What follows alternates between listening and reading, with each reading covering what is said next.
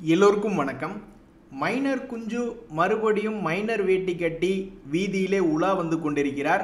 இன்று 25,000 தாண்டி இருக்கிறார். இதனால் என்ன ஆயிருக்கு அப்படின்னு பார்த்தீங்கன்னா, எப்படி காளைகளை ஏமாற்றி மேலிருந்து ஒரு 1000 பாயிண்ட்கள் கீழே இறங்கி பல பேர்த்தினுடைய போர்ட்ஃபோலியோ மறுபடி 10% கீழே இறக்கி விட்டுச்சோ, அதே மாதிரி இப்போ கரடிகளை ஏமாற்றி கீழிருந்து 500 பாயிண்ட் நிஃப்டி என்பது ரெக்கவரி ஆயிருக்கு.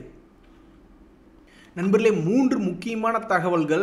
நீ ஊருக்குள்ள பெரிய ஆட்டக்காரனா இருக்கலாம், ஆனால் அதுக்காகலாம் ரோஸை அடிச்சிட முடியாது அப்படின்ற மாதிரி பிளாக் ராக் வந்து பல லட்சம் கோடி அசட் அண்டர் மேனேஜ்மெண்ட்டை நிர்வகிச்சுக்கிட்டு இருக்காங்க. அதுக்கு உண்டான இன்டெலிஜென்ஸ் அவங்ககிட்ட இருக்குது, எப்படி நிர்வகிக்கணும் அப்படின்ட்டு.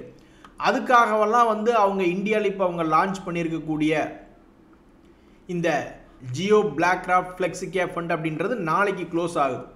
அதுக்கப்புறம் எஸ்ஐபி அதில் பண்ணிக்கிற மாதிரி இருந்தாலும், இந்தியாவில் ரெஜிஸ்டர் பண்ணி நீங்கள் எந்த ஒரு மியூச்சுவல் ஃபண்டை ரன் பண்ணாலும் உங்களுக்கு உலக அளவில் பெரிய அளவில் எக்ஸ்பர்டைஸ் இருந்தாலும் செபி என்ன நாம் சொல்லுது, ஃப்ளெக்ஸி கேப்பாக இருக்கும் பொழுது அவங்க என்ன ஏதாவது ஒரு பங்கில் 10% தான் மெயின்டைன் பண்ணணும், அல்லது ஏதாவது ஒரு முக்கியமான இன்வெஸ்ட்மெண்ட் அப்ஜெக்டிவ் இவங்க என்ன சொல்கிறாங்களோ அதுக்குண்டான ரெகுலேஷன் செபி என்ன கொடுத்துருக்கோ அது இவங்க ஃபாலோ பண்ணி தான் ஆகணும்.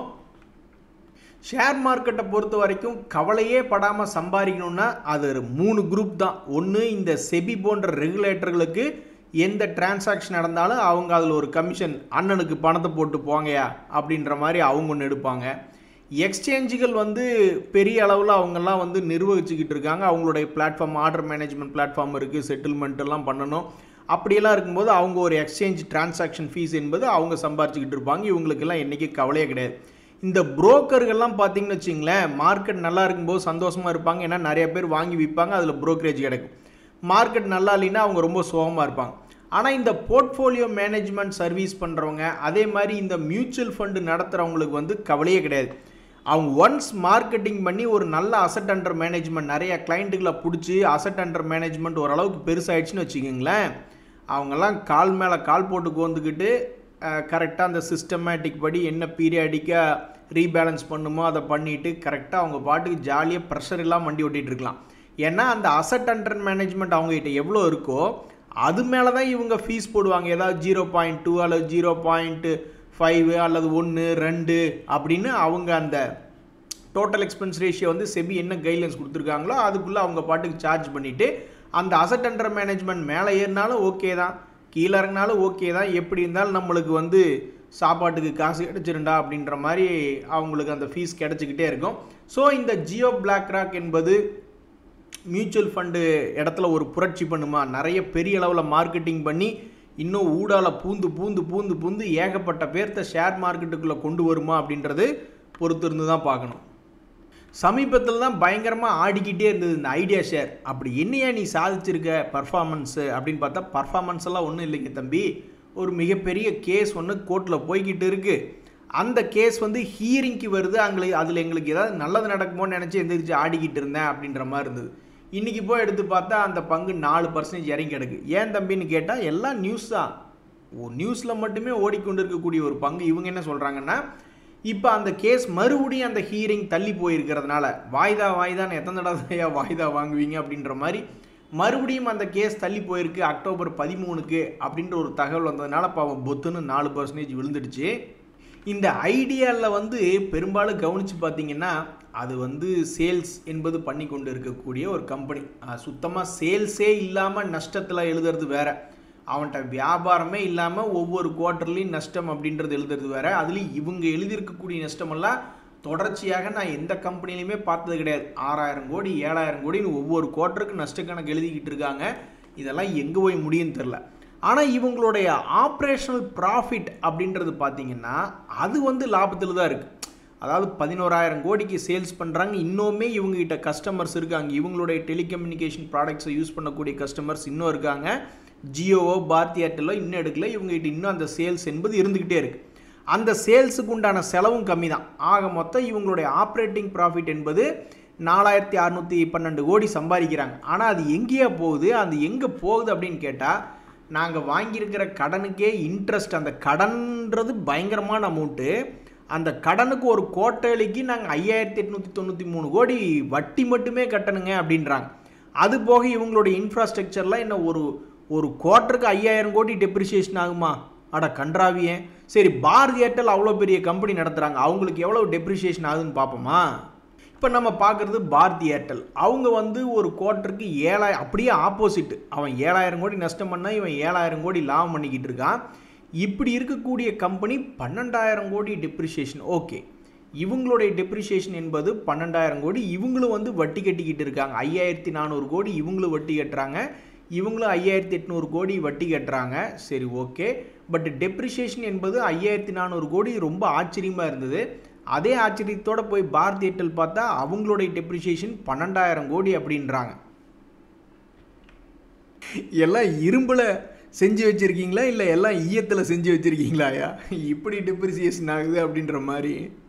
ஒரு நாலேஜ் பர்பஸ்க்காக போய் ரிலையன்ஸ் இண்டஸ்ட்ரீஸ்ன்னு பார்த்துருவோம். ஏன்னா அவங்களும் மேனுஃபேக்சரிங்கில் பிளான்ட்டெல்லாம் வச்சுருக்காங்க. அவங்களுடைய டெப்ரிசியேஷன் வந்து ஒரு வருஷத்துக்கு 13800 கோடி தான். ஒரு குவார்ட்டருக்கேவும் 13842 கோடின்றாங்க. பட் இந்த டெலிகம்யூனிகேஷனில் அவ்வளவு தேய்மானம் வருதா? ஓகே, இவங்களுக்கு வந்து அந்த டெக்னாலஜி சேஞ்ச் ஆகிட்டே இருக்கிறதுனால 2G to 3G, 3G to 4G, 4G to 5Gனா அதுக்கு தகுந்த மாதிரி டெக்னாலஜி அடாப்ட் பண்ணுறதுல நிறைய தேய்மானங்கள் இருக்குது போல். ஸோ எது எப்படியோ இந்த ஐடியா வந்து ஏகப்பட்ட கடன் வாங்கியிருக்கு. அந்த கடனை நீ திருப்பி தர வேண்டாம், அதுக்கு உண்டான வட்டி நீ திருப்பி தர வேண்டாம், ஒரு ஃபைனல் செட்டில்மெண்ட் போட்டுக்கலாம் அப்படின்ற மாதிரி ஏதாவது ஒரு ரூலிங்கில் வந்துடுது அப்படின்னு வச்சுக்கிங்களேன். அப்போ வேணால் இந்த ஐடியா அப்படின்ற பங்குக்கு உண்மையிலேயே ஒரு சந்தோஷமாக இருக்குது. அதனால தான் இந்த கோர்ட்டில் வரக்கூடிய ஒவ்வொரு தீர்ப்புக்கும் இந்த ஐடியா ஷேரில் வந்து வாலட்டிலிட்டி அப்படின்றது இருக்குது. ஸோ எது எப்படியோ மறுபடியும் 13ஆம் தேதிக்கு அந்த ஹியரிங்கை தள்ளி வச்சுருக்காங்க. இதுதான் அந்த பங்கில் இருக்கக்கூடிய இன்றைக்கி முக்கியமான செய்தி. நண்பர்களே, இன்னொரு தகவல் என்னென்னா, இந்த பஜாஜ் குரூப்பில் பார்த்தீங்கன்னா பல பங்குகள் பிச்சுக்கிட்டு போயிட்டுருக்கான். இந்த பஜாஜ் ஹவுசிங் ஃபைனான்ஸுக்கு என்னாச்சுன்னு தெரியல. லூஸ் மோஷன் போகிற மாதிரி, அதுலேயும் நம்ம டூர் போய்கிட்டு இருப்போம், அப்போ பார்த்து லூஸ் மோஷன் வர மாதிரி இவன் வந்து ரொம்ப முக்கியமான தருணம் ஐபிஓவில் லிஸ்ட் ஆகி லிஸ்டிங்லேருந்து பாசிட்டிவ் கெயின் காமிச்சிட்டு அங்கேருந்து ஒரே டவுன் தான். ஏன் இப்படி டவுன் ஆகிறானே தெரியாதபடிக்கு இப்படி போய்கிட்டு இருக்கக்கூடிய இந்த நேரத்தில் சமீபத்தில் இந்த பங்கு வந்து இதுக்கு முன்னாடி ஒரு லோ போயிருந்தான். எப்போன்னு பார்த்தீங்கன்னா ஆகஸ்ட் மாதத்தில் ஒரு லோ 110 ரூபா வரைக்கும் போனவன் என்ன நினச்சானோ, பெருசாவெல்லாம் ஒன்றும் ஏறல, சார்ட்டில் ஏதோ பெருசாக ஏறின மாதிரி காமிப்பான், ஆனால் 10 ரூபா தான் ஏறினான். ஏறிட்டு மறுபடி கீழே விழுந்துட்டு மறுபடி ஏறிட்டு மறுபடி கீழே விழுந்துருக்கான். இப்போ நீ இந்த பங்கினுடைய அடுத்த கட்ட மூமெண்ட், இவன் இன்னும் பெருசாக அந்த பழைய ஹையை வந்து தொடலினா கூட பரவாயில்ல, 140க்கு மேலே 180 பக்கத்துலலாம் வரணும் அப்படின்னாலும் அந்த ஹை வரலினாலும் பரவாயில்ல. கடைசியில் இந்த 2025 ஒரு முறை 135 ரூபா வந்தது. அடா, அது கூட நீ வரமாட்டியா, உன்னை தூக்கி விடுறதுக்கு ஆளே இல்லையா அப்படின்ற மாதிரி பல பேர், பல ட்ரேடர்கள் வந்து மனசு வருத்தத்தில் இருக்காங்க. ஸோ ஒவ்வொரு முறையும் சமீபத்தில் ஒரு டேர்னிங் பாயிண்ட் ரிவர்சல் உழுகிற மாதிரி காட்டுறான், அதுக்கப்புறம் வந்து நீட்டிப்படுத்துறான். எத்தனை முறை ரிவர்சல் காட்டினாலும் அத்தனை முறைகளும் அவன் வந்து நீட்டிப்படுத்தும் எண்ணிக்கையாக இருக்கான். ஸோ இப்போ வந்து ஏதாவது ஒரு ரிவர்சல் வருமானு பல ட்ரேடர்கள் எதிர்பார்த்துக்கிட்டு இருக்காங்க. இந்த முறையாவது இவன் செய்யக்கூடிய முயற்சி ஒரு பலனளிக்கும் முயற்சியாக இருக்குமா, இல்லை ஒன்றும் பிரயோஜனம் இல்லாத முயற்சியாக இருக்குமா அப்படின்றது யாருக்கும் தெரியாது. பட் இன்றைய தேதியில் இது ஒரு மாதத்தினுடைய லோ ப்ரைஸில் ட்ரேட் ஆகிக்கிட்டு இருக்குது. நண்பர்களே, ரொம்பவுமே முக்கியமான தகவல். இன்றைக்கி இந்த நிஃப்டி 50 இண்டெக்ஸில் காலையிலிருந்து இப்போ சாயந்தரம் நம்ம பார்க்குறோம், சாயந்தரம் வரைக்கும் தொடர்ந்து முதல் நிலையிலேயே மேக்ஸ் ஹெல்த் 6.5% பக்கம் ஏறி பாசிட்டிவில் க்ளோஸ் ஆகி ஒரு கில்லி மாதிரி க்ளோஸ் ஆகிருக்கான். பட் இருந்தாலும் இன்றைக்கி நிஃப்டி 50 இண்டெக்ஸில் வெறும் 3% ஏறி இருந்தாலும் இந்த டிசிஎஸ் அப்படின்ற பங்கு ரொம்பவுமே கவனிக்க வேண்டிய இடத்துல அந்த பங்கை வந்து இன்றைக்கி மார்க்கெட் நிறுத்தி இருக்குது. எதனால் அப்படின்னு பார்த்தீங்கன்னா 52 வீக் லோவில் இருந்த பங்கு ஒரு 3% ஏறினதுனால சந்தோஷமாக இருக்காங்க. இதுக்கெல்லாம் சந்தோஷப்படலாமா அப்படின்னு நம்ம அவங்கள பார்த்து சிரிக்கலாம். பட் இருந்தாலும் அவனுக்கு 52 வீக் லோவில் இருந்து 3% ஏறினா தாயா உனக்கு அதனுடைய சந்தோஷம் புரியும் அப்படின்ற மாதிரி அந்த ஷேரை வச்சுருக்கிறவங்க சொல்லுவாங்க. ஸோ காக்கைக்கு தன் குஞ்சு பொன் குஞ்சு அப்படின்ற மாதிரி ஒரு வருடத்தினுடைய 52 வீக் லோவில் இருக்கக்கூடிய இந்த டிசிஎஸ் அப்படின்ற பங்கு இன்றைக்கி 3% ஏறினதெல்லாம் ஒரு நியூஸா அப்படின்னு கேட்டால் அந்த பங்கு வச்சுருக்கிறவங்களுக்கு ஒரு நியூஸ் தான். ஏன்னா அவங்களுடைய மனசில் வந்து ஒவ்வொரு முறையும் மனக்கோட்டை கட்டிக்கிட்டே இருந்திருப்பாங்க. இங்கே இது ரிவர்சல் வருமா, அல்லது இங்கே இது ரிவர்சல் வருமா, அல்லது இங்கே இது ரிவர்சல் வருமானு எத்தனையோ இடத்துல மனக்கோட்டை கட்டி வச்சுருந்துருப்பாங்க. எல்லாத்தையுமே இடித்து தரமட்டமாக்கி இப்போ 52 வீக் லோவில் வந்து ஒரு 3% ஏறி இருக்குது. கடைசியில் இப்போவாது இந்த இடத்துல ஒரு நியூஸ் வரப்போகுது, அடுத்த சில நாட்களில் இதனுடைய ரிசல்ட் வரும்பொழுது ஏதாவது உதவிகரமாக இருக்குமா அப்படின்றதுனால இன்றைக்கி அந்த டிசிஎஸ் அப்படின்ற பங்கு நிஃப்டி 50 இண்டெக்ஸில் ஒரு முக்கியமான இந்த சோழா ஃபினான்ஸ் எல்லாம் பார்த்தீங்கன்னா காலையில் டாப் கெய்னர்லேயே இல்லை. நிஃப்டி நெக்ஸ்ட் 50 இண்டெக்ஸில் திடீர்னு எந்த சந்துக்குள்ளேருந்து வந்தான்னு தெரில, 5% ப்ளஸில் க்ளோஸ் ஆகிருக்கான். சத்தியமாக சொல்கிறேன், உங்களை மாதிரி அதிர்ஷ்டசாலி யார் இருக்க முடியாதுப்பா இன்னைக்கு தேதியில். நாளைக்கு எப்படி என்ன ஆவீங்கன்னு தெரில, பட் இன்னைக்கு தேதி வரைக்கும் நீங்கள் இந்த சோழமண்டலம் இன்வெஸ்ட்மெண்ட் அண்ட் ஃபின்கார்ப் அப்படின்ற ஷேர் ப்ரைஸ் வந்து இன்றைக்கி நிஃப்டி 50 இண்டெக்ஸில் நிஃப்டி நெக்ஸ்ட் 50 இண்டெக்ஸில் டாப் கெய்னராக வந்திருக்கிறது மட்டும் இல்லாமல் அவங்க தான் இருக்கிறதுலே லக்கியஸ்ட் பர்சன். அவன் போர்ட்ஃபோலியோ சில பேர்த்துக்கு +40லேருந்து +10-20 தான் இருக்குது இப்போ, ஏன்னா இறங்கி போச்சு. இல்லைன்னா +10-20 இருந்தவங்கெல்லாம் இப்போ -10-20 போயிருக்காங்க. என்ன முடிவெடுக்கிறதுன்னு தெரியாமல் தகச்சிக்கிட்டு இருக்காங்க. இவங்களுக்கு பாருங்களேன், இந்த துபாயில் வேலைக்கு இருக்கும்போது சௌரியத்துக்கு, அதாவது மிடில் ஈஸ்ட்லேருந்து சௌரியத்துக்கு இந்தியாவுக்கு சும்மா ஏதோ வீட்டுக்கு கொல்லப்பக்கத்துக்கும் முன்னாடியே போயிட்டு வர மாதிரி இஷ்டத்துக்கு போயிட்டு வந்திருக்கான் பாருங்கள். ஒரு முறை மிகப்பெரிய சரிவு, உடனே சரிவு மீட்டெடுத்து கொடுத்துருக்கான், மறுபடி மீட்டெடுத்து கொடுத்துருக்கான். எப்படி பாருங்களேன், அவங்களுக்கு இப்போ நினச்சிக்கிட்டு இருந்திருப்பாங்க அடாடா நஷ்டமாயிருச்சேன்னு. ஒரு மாதம் கழித்து பார்த்தா மறுபடியும் வாங்கின வேலைக்கே வந்து உட்காந்துருக்கான். நீ எல்லாம் மனுஷனாயா? உன்ன மாதிரி தான் எல்லாருக்கும் எல்லா ஷேரும் வந்து டெய்லி இவங்ககிட்ட ரூம் போட்டு பாடம் படிச்சுட்டு போகணுங்க. ஸோ இன்னைக்கு தேதியில் ஒரு டாப் கெய்னராக நிஃப்டி நெக்ஸ்ட் 50ல் இருக்கக்கூடிய இந்த சோழா ஃபினான்ஸ் அப்படின்ற பங்கு இந்த ஷேரை வச்சுருக்கிறவங்களுக்குலாம் ஒரு பெருமையை கொடுத்துருக்கு. எத்தனை முறை கீழே விழுந்து மறுபடி இன்னைக்கு தேதி வரைக்கும், எதிர்காலம் எப்படின்னு யாருக்கு தெரியும், பட் இன்னைக்கு தேதி வரைக்கும் மறுபடியும் வந்திருக்கானே அப்படின்ற ஒரு பெருமையை கொடுத்த ஒரு பங்காக இந்த சோழா ஃபினான்ஸ் அப்படின்றது இருக்குது. ஐடி பங்குகள்லாம் இன்றைக்கி பள்ளக்காட்டு ஏறினதுக்கு ஒரே காரணம் டிசிஎஸ் அப்படின்ற ஒரே ஒரு தனி மனித ஷேர் தான், அவனால தான். நண்பர்களே, இங்கே பாருங்கள், 2 முக்கியமான பங்குகள் மிட் கேப்பில். இந்த ஹெக்ஸ்ட் அப்படின்ற பேரை நீங்கள் அடிக்கடி பார்த்துருக்க மாட்டீங்க, ஏன்னா அவன் பெருசாக சாதிக்கலை. ஸோ இந்த ஹெக்ஸாவேர் டெக்னாலஜிஸ் அப்படின்ற பங்கு, அதனுடைய ஷேர் ப்ரைஸ் வந்து அதிகமாக நீங்கள் செய்திகளில் பார்த்துருக்க மாட்டீங்க, ஏன்னா அதனுடைய மூவ்மெண்ட் வந்து என்றைக்குமே பெருசாக இருந்ததில்லை. ஐபிஓவில் லிஸ்ட் ஆனதுக்கப்புறம் சரிவடைஞ்சால் மறுபடியும் ஐபிஓனுடைய அதே ப்ரைஸுக்கு போயிட்டு கீழே விழுந்துட்டான். அதுக்கப்புறம் வந்து ஒரு ரவுண்டு போயிட்டு வந்த ரவுண்டு இன்னும் வரவே இல்லை, ஏன்னு தெரில. ஒரு நியாயத்துக்கு ஒரு தடவை ஒரு ரவுண்டு போயிட்டு வந்துட்டான். உடனே நிறைய பேர் ஸ்மார்ட் மணி கான்செப்டில் இருக்கிறவங்க என்ன நினைப்பாங்க, ஸோ மறுபடியும் இன்னொரு ரவுண்டு போவானா அப்படின்ற மாதிரி நினச்சிக்கிட்டு இருப்பாங்க. அது வந்து இப்போ வரைக்கும் நடக்கலை. இதுக்கு முன்னாடி வந்து வெறும் 3 மாதங்களில் நடந்துருச்சு. இப்போ வந்து 4 மாதங்கள் ஆகியும் இன்னும் அடிவாரத்தில் தான் இருக்கான். அப்போ இனி மறுபடியும் 4 மாதங்களோ 6 மாதங்களோ எடுத்து தன்னுடைய பழைய கையை போவானா, அல்லது 4 மாதங்கள் 6 மாதங்கள் கழித்து இந்த டெப்த்தை அப்படியே கீழே திருப்பி போட்டு புது லோ அப்படின்ற மாதிரி புதிய லோக்கு போவானா அப்படின்றது யாருக்கும் தெரியாது. பட் இருந்தாலும் இன்றைய நாளில் இந்த ஹெக்ஸாவேர் டெக்னாலஜிஸ் அப்படின்றது நியூஸில் வந்திருக்கிறதுக்கு முக்கிய காரணம், மிட் கேப் இண்டெக்ஸில் இவங்களோட பெரிய ஆளுகளாக இன்றைக்கி டாப் கெய்னரில் இருந்தாலும் இவ்வளவு நாள் நியூஸில் வராமல் இன்றைக்கி இது டாப் கெய்னராக வந்திருக்கிறதுனால, ஒன் ஆஃப் த டாப் கெய்னராக வந்திருக்கிறதுனால இதுக்கு நியூஸ்களில் வந்திருக்கு. இவன் மட்டும் இல்லை, இந்த கிக்ரின்னு ஒரு பங்கு, அந்த பங்குமே சமீபத்தில் இப்போ இல்லை, இதுக்கு முன்னாடி எப்போவோ ஒரு முறை ஒரு பெரிய வாலட்டிலிட்டி அப்படின்ற ஒரு குரூப்புக்குள்ளே ஆடிக்கிட்டு இருந்தது. அதுக்கப்புறம் ரொம்பவுமே ஸ்லோவாக இருக்கக்கூடிய பங்கு. இதுவும் இன்றைய மார்க்கெட்டில் மிட் கேப் இண்டெக்ஸில் இதுவும் இன்றைக்கி ஒரு மிகப்பெரிய ஒரு லாங் கேண்டில் அப்படின்னு போட்டிருக்கிறதுனால இந்த பங்கினை அடுத்தடுத்த நாட்களில் என்ன பண்ணுன்னு தெரிஞ்சுக்கிறதுக்கு பல பேர் சுவாரஸ்யமாக இருக்காங்க. ஸோ மற்ற இந்த பங்குகளை விடவும் அதிகமாக 7%, 5% ஏறிய பங்குகள் இருந்தாலும் இந்த 2 பங்குகளுமே இன்றைக்கி மிட் கேப்பில் ஏறினதில் வந்து ஒரு சுவாரஸ்யமான சம்பவம் அடுத்தடுத்த நாட்களில் நடக்குமா அப்படின்னு பார்க்குறதான். அப்புறம் ஸ்மால் கேப்பில் இந்த எம்கியூர் எங்கே இருந்தான்னு தெரில, க்ளோசிங் பேசிஸில் எடுத்து பார்க்கல, திடீர்னு 7% ஏறி டாப் கெய்னருக்கே போயிட்டான். இந்த எம்கியூருங்கிறது ஒரு ஃபார்மசூட்டிக்கல்ஸ் கம்பெனி. ஸோ அவன் இன்றைக்கி வந்து திடீர்னு ஸ்மால் கேப் இண்டெக்ஸில் எம்கியூர் மேலே வந்தோடனே ஒரே மகிழ்ச்சி. எப்படியோ இந்த ஷேரை வச்சுருக்கிறவங்களாம் நல்லா இருந்தீங்கன்னா சரிதாங்கப்பா அப்படின்ற மாதிரி பல பேர் வந்து ரொம்ப சோக கீதம் வாசிச்சுட்டு இருப்பாங்க. ஏன்னா அந்த மற்ற பங்குல வாத்தி கும்ப பாடிட்டு இருப்பாங்க. பட் இந்த பங்கு இந்த 2025 900லேருந்து 40%க்கு மேலே ஏறி தன்னுடைய பழைய உச்சம் எப்போ 2024 இருந்த பழைய உச்சத்தை மீட்டெடுத்ததுனால அவங்க வந்து மகிழ்ச்சியாக இருப்பாங்க. வேறு நண்பர்களே, இன்றைக்கி மார்க்கெட்டில் ஒன்று கவனிச்சிங்களா? மத்தியானம் வரைக்கும் பல பேர்த்தினுடைய போர்ட்ஃபோலியோவில் ஒன்றும் பெரிய விஷயமே நடக்கலை.